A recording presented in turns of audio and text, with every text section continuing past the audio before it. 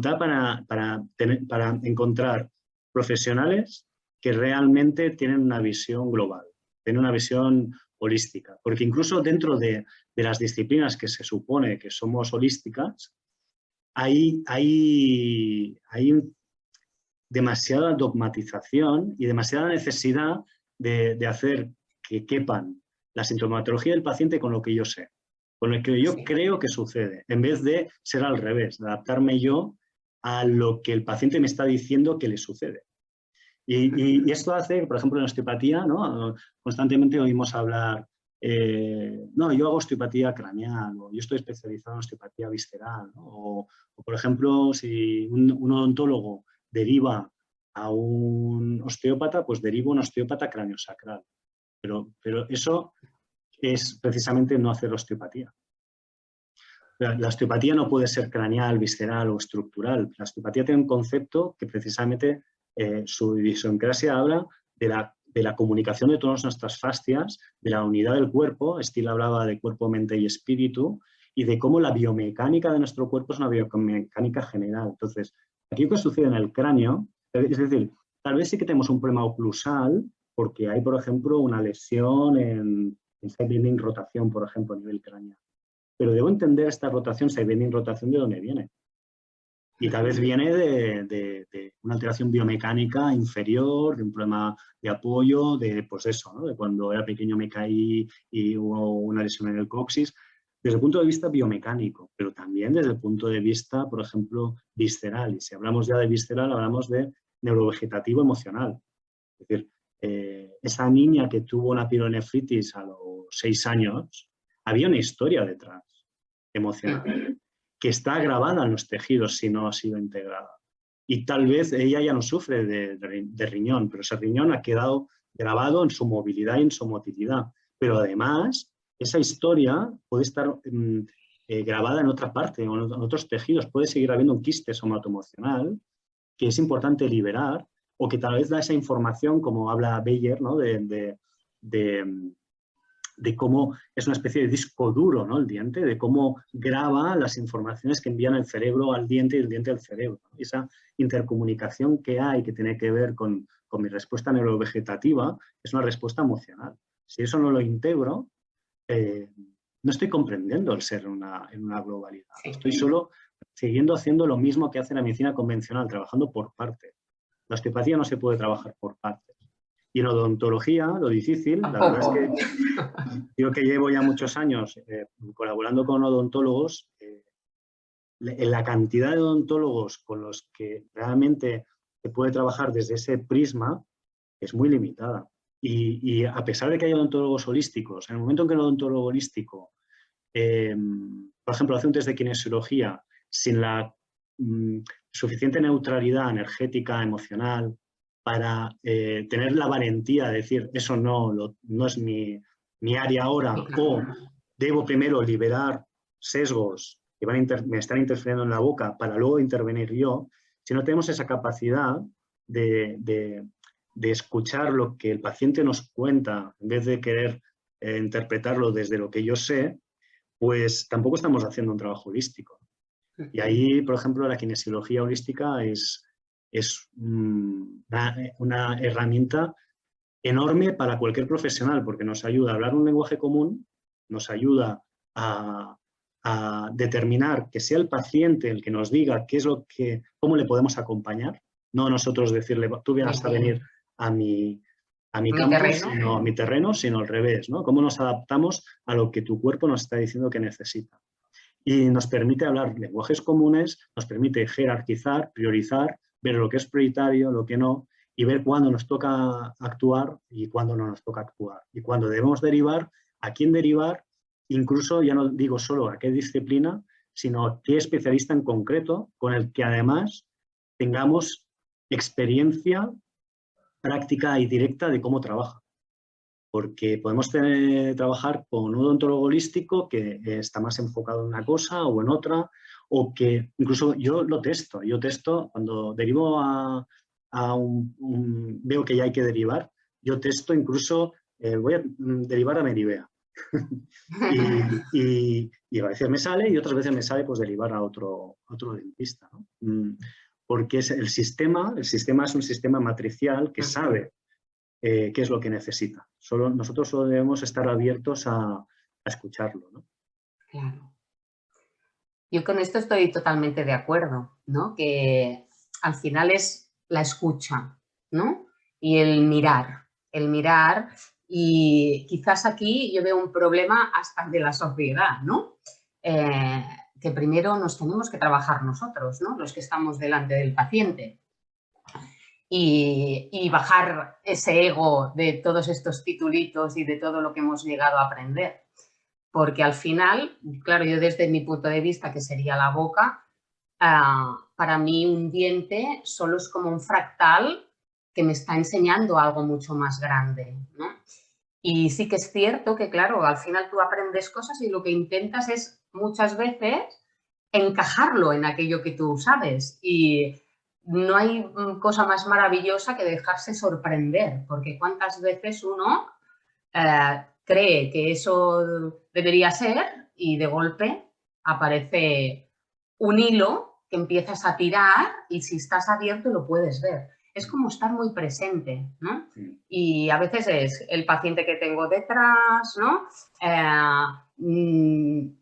Está montado el sistema complicado y es como salirse de esto, ¿no? Y es esta valentía de la que tú hablas, de atrevernos a probar esto, porque luego yo creo que no hay gratificación mejor que esto, ¿no?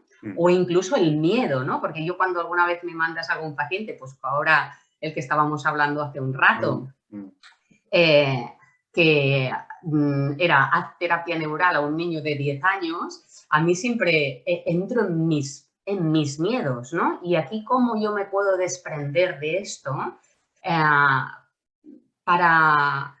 poder ayudar de verdad, ¿no? Y que ese miedo con el que conecto tiene que ver también con el tratamiento que se va a mover. Realmente es muy amplio. Y yo creo que, como hemos dicho también hace un momento, ¿no? Este respeto hacia el ser humano y que sabe perfectamente lo que necesita. No yo sé lo que necesita esa persona, lo sabe él. Y creo que la kinesiología es una herramienta espectacular.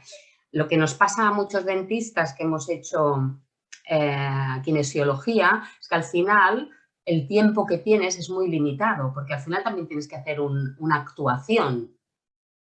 Y dentro de este mundo, claro, si no actúas, no cobras, ¿no? Y entonces, ¿cómo también tienes que romper con este patrón de, pues vas a cobrar la visita igualmente, ni que no intervenga, ¿no? Y a mí es de las cosas que más me ha costado, ¿no? Cobrar una visita, porque aquí es todo gratis. El dentista es siempre primera visita gratis, ¿no? ¿Cómo? Y esto que comentas, además, de intervenir, parece que intervenir es abre la boca y algo tengo que tocar en el diente, ¿no? Y intervenir, como haces tú, muchas veces es tómate estas flores de Bach, tómate esta homeopatía o hacer la carta astral en relación a la odontología. Eso es una intervención brutal. Y, Sí. y aquí también está nuestra parte de educar al paciente en el sentido de que este tiempo que le estamos dedicando, aparte de que es valioso, es útil y es terapéutico. Y yo siempre digo que se hace osteopatía hablando también, ¿no? Sí. Pero hoy no me has hecho nada. Igual has estado una hora hablando con el paciente. Claro que te he hecho mucho, ¿no? Y además la información ha llegado, ¿no?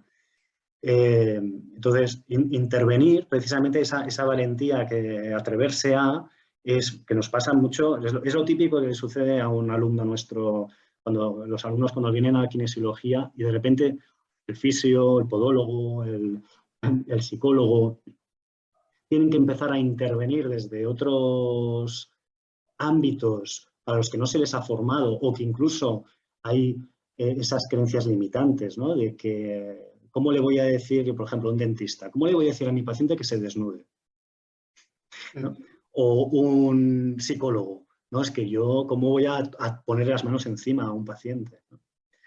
O un podólogo, pero el paciente cuando vea que le abro la boca y le miro la oclusión va a flipar, ¿no? Entonces, ese romper con la estructura es necesario porque en el sistema terapéutico individualizado y personalizado no hay estructura.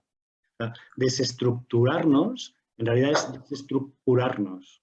Es como, solo adaptándonos al paciente es como podemos acompañarle lo más, digamos, honestamente, ¿no? Es como, yo no sé lo que va a suceder, yo solo te voy a acompañar, voy a estar ahí y voy a ir descubriendo, como dices tú, o voy a ir redescubriendo qué pasa, porque no he tenido otro caso como tuyo. ¿Cuántos casos has tenido? Ninguno. Sí, ¿No? Pero ninguno. ¿tienes experiencia? No. No. Porque puedo haber visto 1000 casos de, yo qué sé, de hernia de hiato, pero ninguna como la tuya, ¿no? Entonces, Sí. esa parte de desestructurarnos para ser mejores o, digamos, más eficientes es importantísima. Sí. Y muchas veces, ¿no?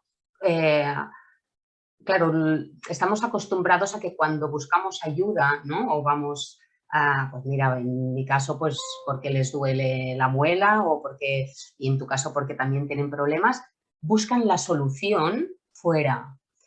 Y es como ir acompañando a que la solución también está dentro de cada uno de nosotros. Y realmente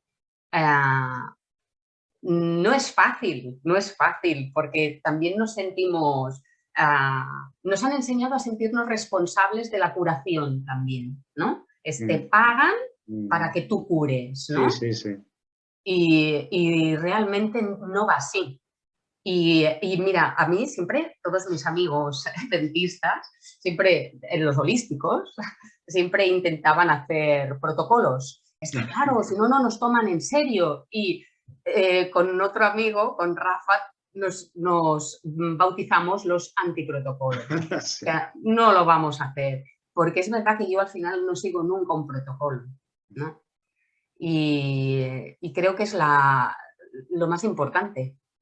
Y luego otra cosa que me viene un poco así hablando, a mí lo que me está pasando ahora ya últimamente es el vínculo que, que se establece con la persona que tengo delante, con el ser que tengo delante, porque hay una parte mía y ahí es donde yo me curro. Que a veces incluso me planteo si les tendría que pagar, ¿no? Sí. Porque cuando se me repite un tema, ¿no? Ostras, o un empaste que siempre cae, o algo que siempre vuelve, y entonces es como, Melibea, ponte las pilas, esto va contigo, ¿no? Y me gusta mucho hacer esta analogía con el árbol, ¿no? Porque muchas veces esto que hablábamos también, que tenemos pacientes que tienen de todo, ¿no? Y que les pasa de todo, muchos signos, síntomas, que me dan la imagen como de una hoja, ¿no? Pues una hoja del árbol que problema en el ojo, la otra hoja no sé qué del oído, el equilibrio, si el riñón, que si la respiración, pero al final todo va a parar a una rama, luego va a parar a un tronco, que aquí es lo que es visible, y luego unas raíces. Y yo estoy, desde que te he conocido, como muy convencida, o al menos en estos momentos, de que en este tronco, que es lo que ves justo cuando naces, hay mucha parte de reflejos primarios. Y veo primario debe ser por algo, ¿no? Que se llama primario. Y creo que a veces esto deberíamos valorarlo casi siempre. Porque hay tantas cosas de estas hojas que se van a solventar arreglando estas cositas. Igual que en mi caso, claro, pienso, ostras, cuando nacemos, las 3 primeras horas aprendemos a respirar, aprendemos a deglutir y aprendemos a succionar. Y volver a dar un ritmo, ¿no?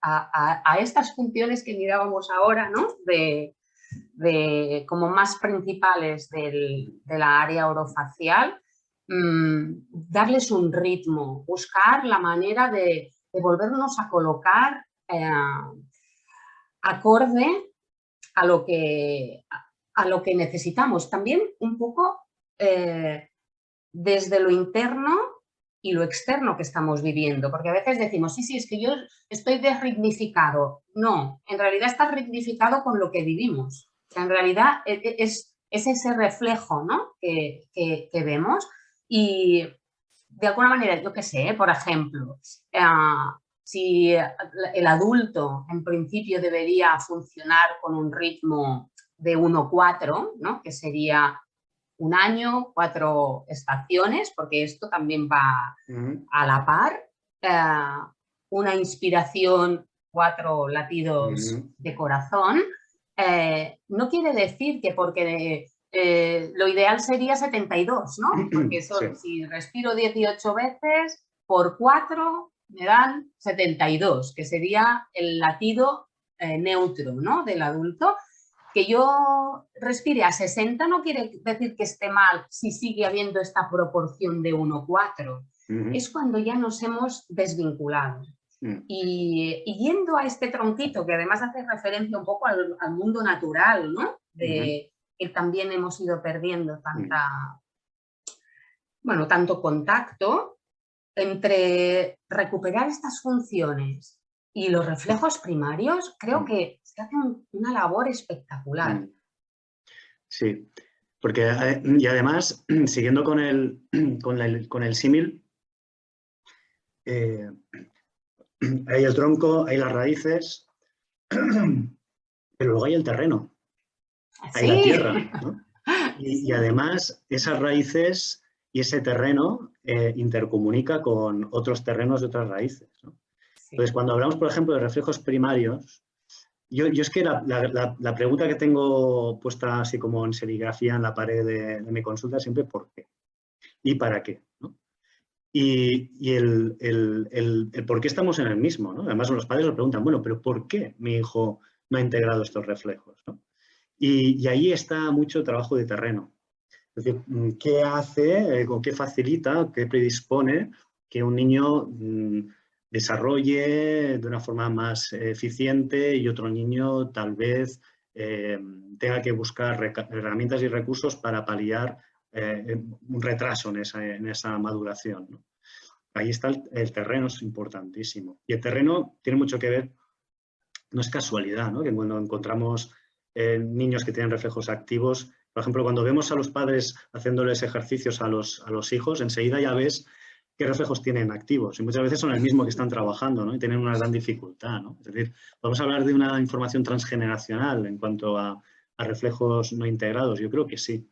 Y podemos hablar de un terreno que tiene que ver con la contaminación, que tiene que ver con efectos iatrogénicos, que tiene que ver con la alimentación y que tiene que ver con asuntos no resueltos de nuestros padres, nuestros abuelos, del clan, ¿no?, del entorno en el que vivimos. Yo creo que también, ¿no? Y esa es una parte que volvemos a lo mismo. La kinesiología, que es tal vez la herramienta que más uso para poder investigar en el por qué y en el para qué, pues me da mucha información que normalmente no se hace en el trabajo tradicional de reflejos. Es decir, el trabajo de reflejos hay que hacer una reeducación, sí, hay diferentes formas, diferentes técnicas, ¿no? La mayor parte de ellas es un trabajo estructural, un trabajo físico a base de ejercicios, también un trabajo neuroinformacional. La osteopatía se ha demostrado, la osteopatía craneal puede ayudar a integrar reflejos, un trabajo neurosensorial a nivel bioquímico, con ciertas sustancias, catalizadores, neurotransmisores, podemos ayudar a integrar reflejos, evitando alimentos inflamatorios, ¿no? Harald Blomberg siempre hablaba de que antes de intervenir en un niño siempre buscaba eliminar las interferencias de intolerancia alimentaria, lácteos, gluten, súper importante, todo lo que sea inflamatorio, histamínico, ¿no? Pero también hay aspectos emocionales, aspectos energéticos que podemos trabajar y ayudar, ¿no? De hecho, hay líneas más modernas de trabajo sobre reflejos primitivos que se enfocan mucho en información energética, trabajar sobre, antes hablábamos del cuerpo sutil, diferentes cuerpos vibracionales, ¿no? Todo eso tiene memoria y predispone a diferentes desarrollos en el cuerpo físico.